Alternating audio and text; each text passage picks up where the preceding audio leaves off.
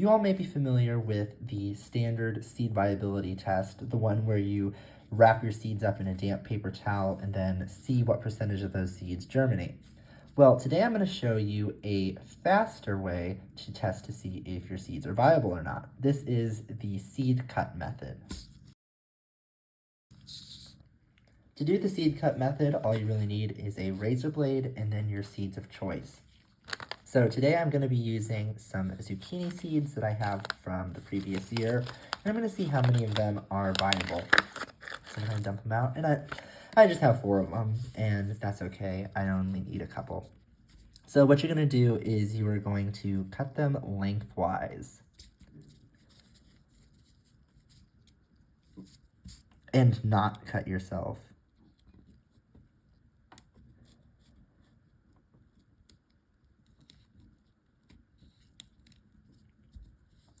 So you want to reveal the inside of your seed just like that. And if I present you with the seed, this is what it looks like. The little baby should be at the bottom here.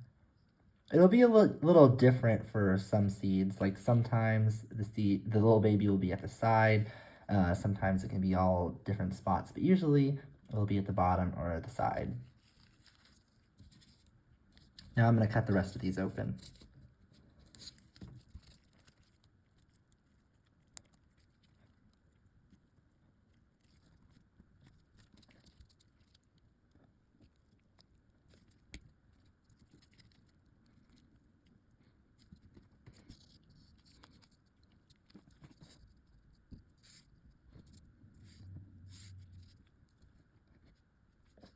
So here are our cut open seeds, and most of these look pretty good. So these 3 right here, they are pretty solid, and the thing you want to look for is there going to be some sort of discoloration in the center of our seed? That's where the food is stored, so that kind of whitish part in the middle.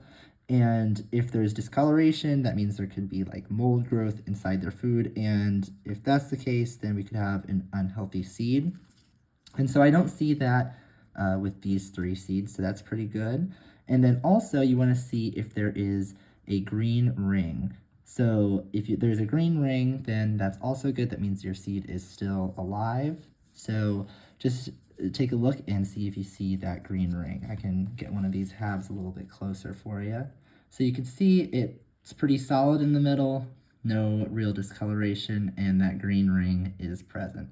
So these seeds look pretty solid to me.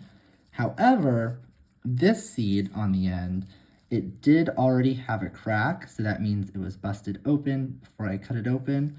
And the inside looks a little dry, and that's bad because the seed coat is supposed to keep water in. So that is a big no-no. You can see that it's not super green near the top of our seed, so it's starting to dry out, and so this seed might not have germinated. And so we'll just log this as there was 1 bad seed, but there was also 3 good seeds.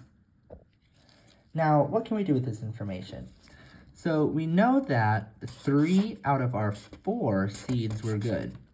So this means that 75% of our seeds were good. And that's pretty good. And let's say that in our packet, we still had 20 zucchini seeds left. So we have 20 seeds left. And I'll put seeds up here. So we have 20 seeds left. And we want to know how many of our 20 seeds are viable. Well, out of the 4 that we tested, 3 were viable. That was 75%. So let's multiply our 20 by the 75%. So we'll do 0.75, that is this. And our result will be 15. So 15 seeds out of those 20 should be viable. Now, if you want a more accurate result, what you can do is you can take a larger sample size. So maybe you can test 10 seeds or 15 seeds. It all depends on how many seeds you have to spare to reach your end goal. So if you're only planting, let's say 5 zucchinis, then maybe you can spare 10 seeds. Now we're going to run through another example, and these are milkweed seeds. There's a lot of them, and they are pretty tiny, so we can get a pretty decent sample size out of these. But with tiny seeds, what you can do to keep them where you want them is to take a strip of double-sided tape and lay it down. So we're going to do that right now. And now you can sprinkle your seeds on that double-sided tape.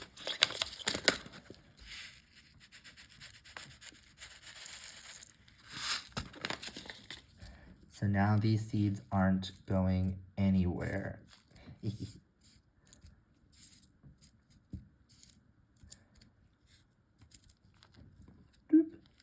I just gotta get them onto the actual tape. And as you can see, I'm taking a much larger sample size compared to our 4 seeds I did for the zucchini, because if you can look inside, there are quite a bit of them in there.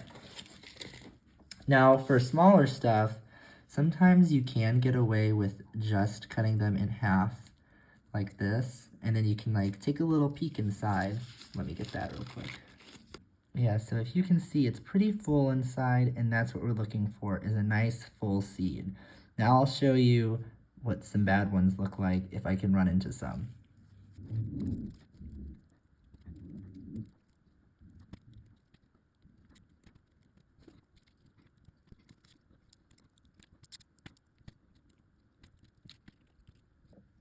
Okay, this was insane. So I cut all of these open, and I looked at each and every one, and there were 40 of them, okay? And all 40 were good, which is insane, okay? Like, getting a 100% is absolutely bonkers. So that means that we can make the assumption that all of these seeds would be viable.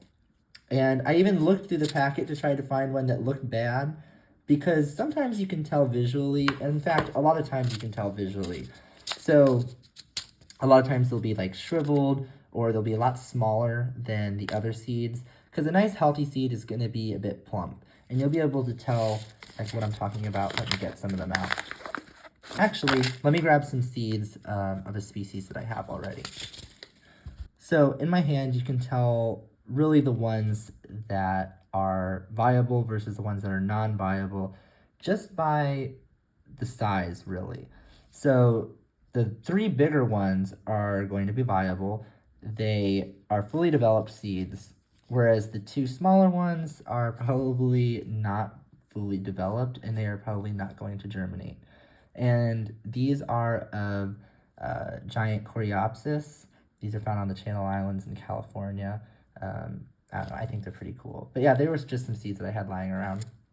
And cutting open one of the smaller versions of this Coreopsis, it's kind of just a husk. There is nothing inside. So it's just a shell, really, unfortunately. Whereas if we took the bigger one, there's a little something inside.